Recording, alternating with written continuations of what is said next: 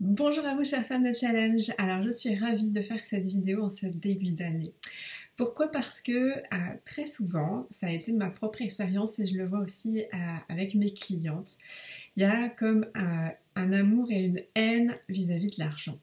Donc pour arriver à avancer dans cette relation et puis surtout petit à petit comprendre que l'argent finalement est une énergie au service de votre vie, eh bien, il y a un rituel qui est très intéressant à mettre en pratique dès le début de l'année. Il s'agit de mettre en place deux objectifs. Alors, pas des moindres, puisque c'est l'idée d'avoir un objectif qui sera en vue d'être réalisé à la fin de l'année. Alors, pourquoi je dis en vue d'être réalisé? C'est que d'abord, il faut avoir une destination.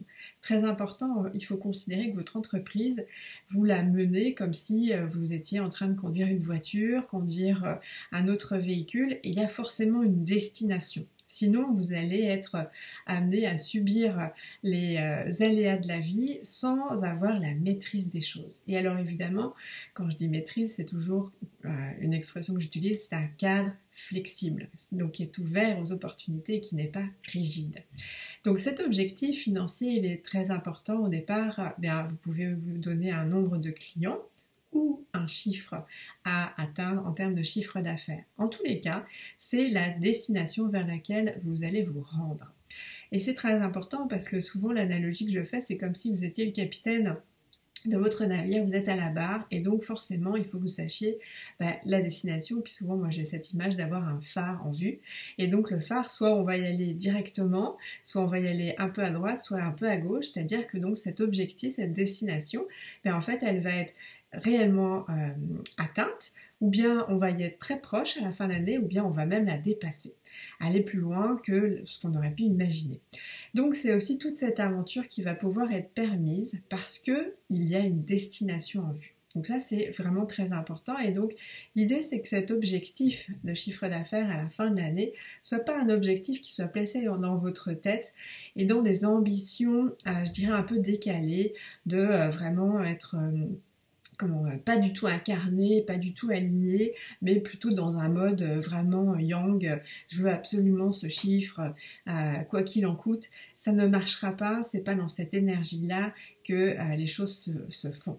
Donc vraiment avoir un objectif qui a du sens pour vous. Et je vais revenir tout de suite, quelques minutes après, sur ce point. Donc un objectif clair, donc comme je vous le disais, soit un nombre de clients, soit un chiffre d'affaires. Idéalement, le chiffre d'affaires est quand même plus intéressant. Le deuxième chiffre important, c'est celui que vous allez avoir à réaliser votre premier mois de l'année, donc janvier. Puis si jamais vous démarrez cette mise en place d'objectifs en février, en mars, en avril, en mai, on s'en fiche. C'est l'idée de commencer déjà à mettre en place cet objectif mensuel. Mensuel, pourquoi? Parce que quand on est entrepreneur, la vision à un an est relativement loin. Donc du coup, ça n'est pas très challengeant. Quelque part, c'est trop loin pour nous. Donc ce qui est important, c'est de le ramener dans une échelle de temps qui est beaucoup plus courte pour que ça nous stimule et positivement sans pression. Donc l'objectif à la fin du mois de janvier, si on commence au mois de janvier, est important aussi, donc encore une fois, soit en nombre de clients ou en chiffre d'affaires. Donc c'est très important de pouvoir donc se fixer ce chiffre et mois après mois, effectivement, de réitérer cette bonne pratique va évidemment vous aider et donc de faire un point toujours en rapport avec le chiffre que vous avez défini pour la fin de l'année. Alors, ces deux objectifs sont à fixer et la troisième action que je vous invite vraiment à faire, c'est que ces chiffres aient du sens pour vous. Parce que mettre des chiffres, ça peut, on peut le mettre en étant, en étant dans la comparaison avec quelqu'un, en étant en train de se dire non mais quand même je le mérite, je veux avoir ce chiffre d'affaires. Ou bien, on peut le mettre parce que ça a du sens et on sait pourquoi et au service de quoi est-ce que ça représente. Et là est la clé. C'est vraiment quand vous allez pouvoir vous dire, voilà le chiffre d'affaires que je voudrais à la fin de ce mois ou à la fin de l'année, qu'est-ce qu'il représente, qu'est-ce qu'il va me permettre. Il va vous permettre de vous payer, d'investir pour le futur, pour vous, quand vous ne souhaiterez plus travailler, parce qu'à un moment donné, il y a peut-être une transition qui se fera que vous souhaitez moins travailler, donc avoir des revenus. Et ça, c'est un sujet en soi. Évidemment, petit à petit, mettre le paiement sur tous vos abonnements d'outils, puis votre équipe.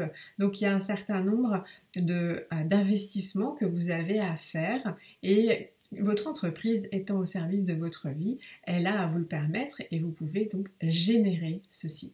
Et donc c'est vraiment dans la représentation de ce pourquoi vous souhaitez obtenir ces montants que vous allez trouver la motivation positive alignée et en cohérence avec vos valeurs.